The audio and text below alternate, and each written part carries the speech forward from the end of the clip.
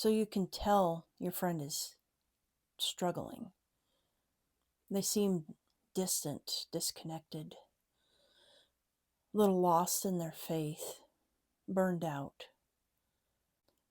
And your first instinct is probably to find a way to fix it. You want to reach out and help them, to give them advice. Maybe share something that worked for you, a scripture that meant something meaningful, a scripture that really impacted you. And honestly, that instinct is not wrong. Naturally, when we love someone, we want to reach out and help them. We want to help them get out of pain as quickly as possible. But what if the input you're giving them, or even the way you're giving it, is actually making it worse? Today, I'm going to show you 3 gentle questions you can ask that create safety instead of pressure.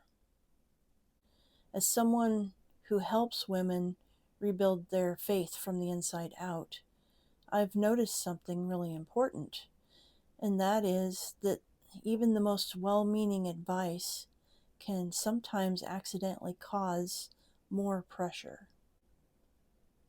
Instead of feeling helpful, it feels like just another thing to have to do. It's another hoop to jump through, another task to complete. It's another box to fit into.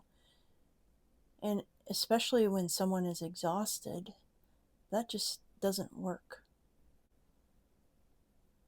Most people who are in that place don't actually need more answers right away. They're simply looking for someone safe to think out loud with. And they need somebody who can just sit there long enough to help them untangle what they're going through and find out what's really happening. What's going on underneath the surface, that struggle that they're going through, isn't that they don't love God anymore. It isn't that they're losing their faith. It isn't that they're walking away from their identity. Sometimes they recognize that something inside knows there's more, but yet in their conscious mind they're struggling with fear, old beliefs, logic, things that make sense at the outset but seem a little off. There's expectations and there's internal conflict. Part of them senses this draw, this deeper calling to move forward, to be seen. And then there's another part of them that's pulling at them and that's terrified to move, shrinking back in fear. So they end up in an exhausting in-between place. They're not fully connected to where they were, but they're also not able to step into what's next either. And that tug of war inside is exhausting. I've been there, I know. It wears people down emotionally, spiritually, mentally, physically. A lot of people in this season secretly feel guilty because they struggle thinking, what's wrong with me? What's going on here? They think something is off spiritually. But honestly, a lot of the time, this isn't rebellion. It's just friction. There's a tension inside when someone has outgrown a framework that they were accustomed to and yet don't have the language to talk about what's changing and what's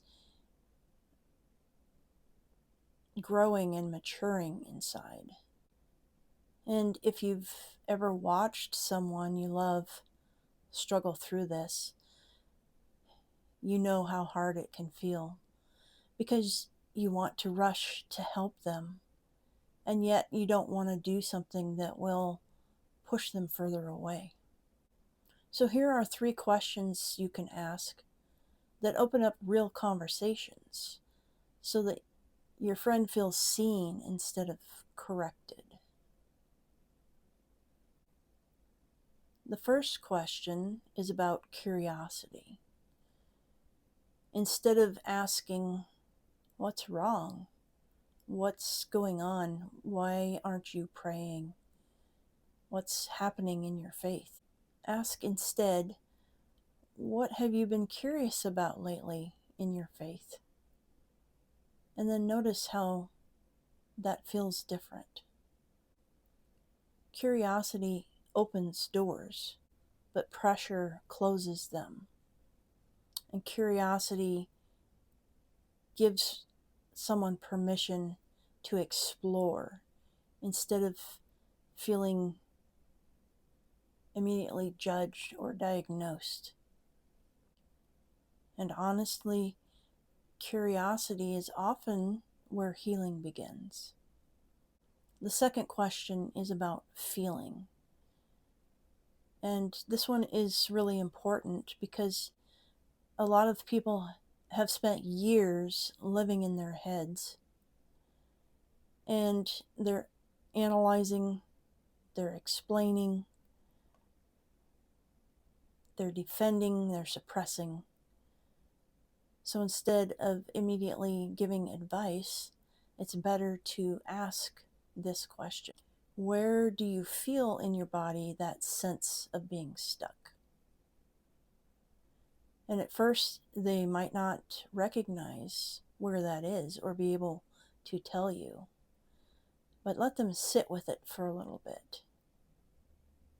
That's okay. This question slows them down. It gets them out of that mental space and into a different type of awareness. They're able to drop those mental arguments. And oftentimes, the body actually gives us clues as to what's really going on. We can't remember things in our conscious mind, but our body has held on to that.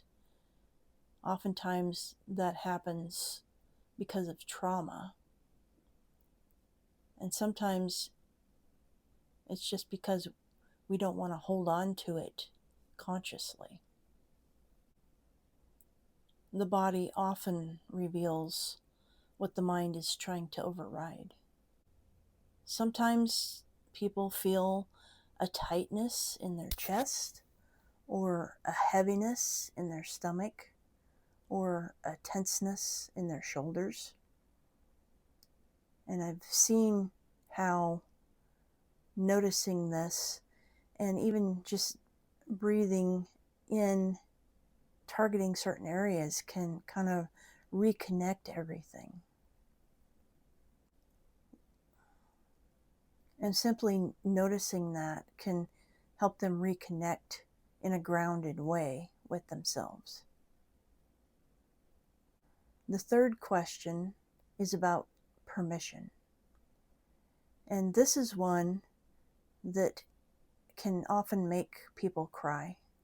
You could simply say, "What if it's okay that you feel this way right now? What if this is just a season?" So many people secretly believe that they're somehow failing God. And when they hold that inside, this question releases that, and that's why they cry. Because suddenly it's okay to feel this way. And it's such a release. When someone is feeling like they're behind, or they think they're broken, or that they're doing their faith wrong, They don't need correction. They want relief. They need permission to breathe. They need permission to stop performing. They need permission to acknowledge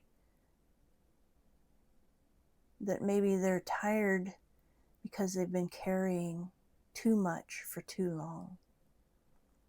And when someone comes who is safe, where they can finally admit what's real, then things finally begin to move and shift. Now, sometimes a friend needs more than just a place to have one conversation. Sometimes they need an intentional space where they can unpack this with someone who understands the terrain and can help them gently navigate it. And honestly, that's exactly why I created the unboxing session. It's not about fixing people. It's a quiet, private, 90-minute call where we create space to listen to what's going on underneath the surface. It's a place to untangle the pressure, the confusion, the exhaustion, and begin building a simple, tangible roadmap for what comes next. This doesn't come through force or shame or performance, but from simple, steady clarity. So if you're listening to this video and you realized that you are that friend, I want to invite you to book an unboxing session. The link is the first one in the description below. If someone came to mind as you were watching this, someone who's quietly struggling or who feels disconnected or spiritually exhausted, the kindest thing you might be able to do for them is to share this video with them. Because healing sometimes starts with finally realizing you're safe enough to tell the truth about what's actually really happening inside of you. And sometimes that one gentle conversation changes everything. Go steady.